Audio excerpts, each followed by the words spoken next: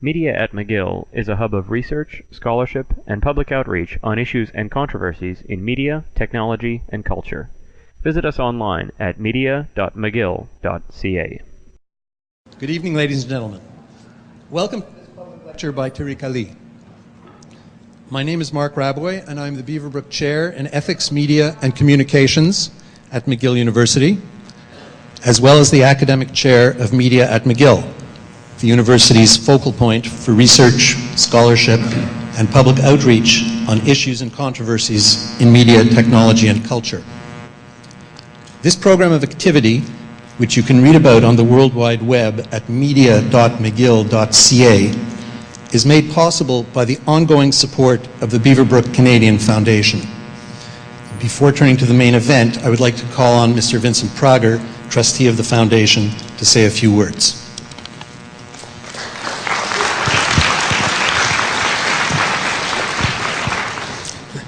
Thank you, Mark. The Beaverbrook Canadian Foundation is thrilled that an idea which germinated a few blocks from here several years ago to set up a Center of Media, Ethics, and Communications at McGill developed into Media McGill, and after a few other events has now resulted in all of you being here tonight to hear Tariq Ali. The idea that we had was to donate funds to McGill to set up a center which dealt with media matters in the name of Lord Beaverbrook, who was the first of the Canadian media barons in England, a member of the Churchill War Cabinet. And we wanted to find something that was sexy and something that would wake people up to issues that affect the world. And I think we're going to see how our ideas have germinated with Tariq Ali being here tonight. And I thank McGill for having organized this, and I look forward to an interesting evening. Thank you.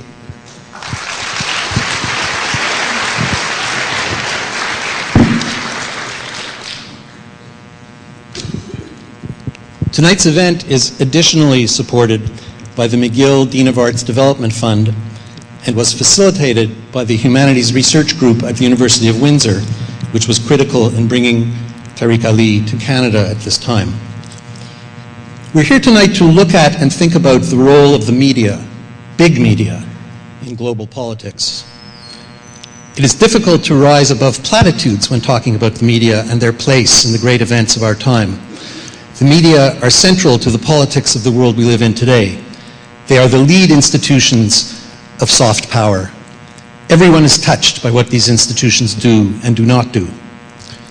The media should be a space where political alternatives can be debated so that people can then make sound choices and issues can be democratically resolved.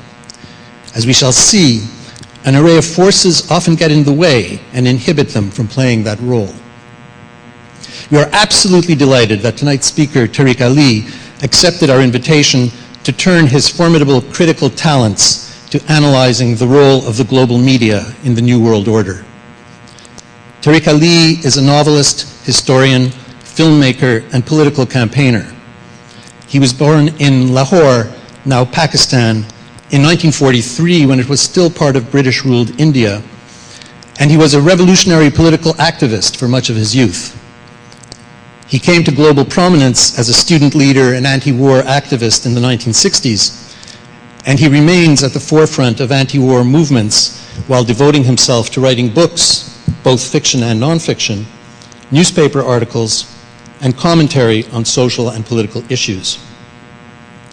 Tariq Ali is a member of the editorial committee of the New Left Review and regularly contributes to such periodicals as The Guardian, Counterpunch, and the London Review of Books. He is the author of Pirates of the Caribbean, Bush in Babylon, and my own favorite, The Clash of Fundamentalisms. He is a true public intellectual, and he specializes in exposing political hypocrisy masquerading as high-mindedness. I should add that it was not difficult to lure him to Montreal and to McGill, which he remembers fondly from a previous visit some 30 years ago. Has he mellowed? We shall see.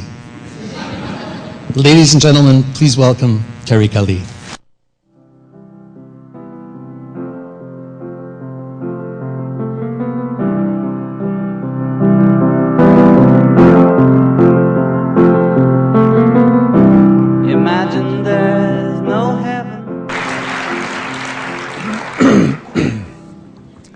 Well, I was, as Mark has said, very pleased to receive this invitation from McGill and the media department, because I hadn't been to this city for a long, long time. I come to Canada quite regularly, but I haven't been here. And I'm even more pleased that the foundation, which has given funds to the department and helped them to get a new room and a set of rooms, is the Beaverbrook Foundation. Because had it been the Conrad Black Foundation, there might have been a few ethical problems.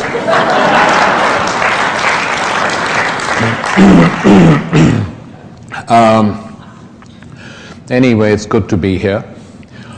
And the subject of this evening's talk is the interrelationship between the media as it is today and global politics, and how the two pan out.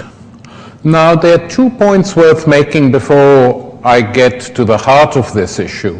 One is that a big change has taken place over the last 40 years. Slightly longer, but it's been seen as a big change over the last 40 years, and which is that the dominance of the print media, which existed for the 19th century and a large chunk of the 20th century, when the written word was crucially important for the development of the human personality, for the development of ideas, has been replaced by the image.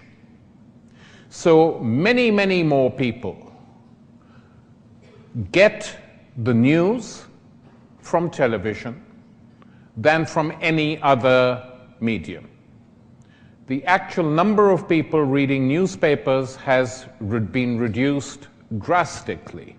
And though the emergence of the internet and the web has somehow begun to reverse the process again, nonetheless, I think it would be fair to say that the majority of the people who live in our globe get the news from television networks. And what is interesting, the combined and uneven development which takes place in the world, that in those parts of the world where a substantial sections of the population still cannot read, they seem to have jumped over the print media completely.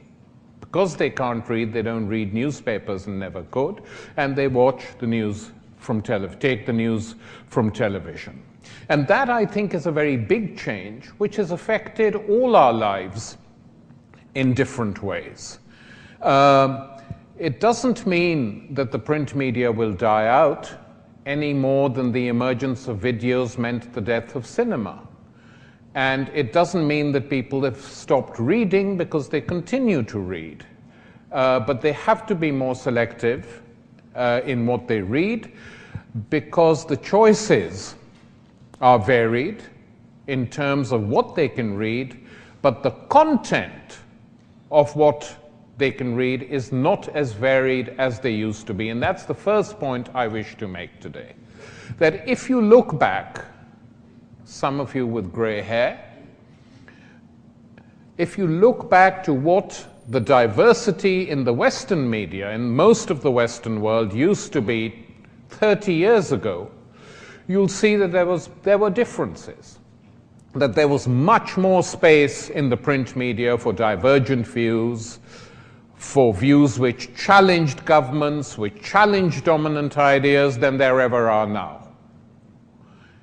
And one crucial reason for this, in my opinion, was the fact that you had, during the Cold War, the perceived enemy of the West was communism, and one of the characteristics of the system that called itself by that name was the total domination of one party.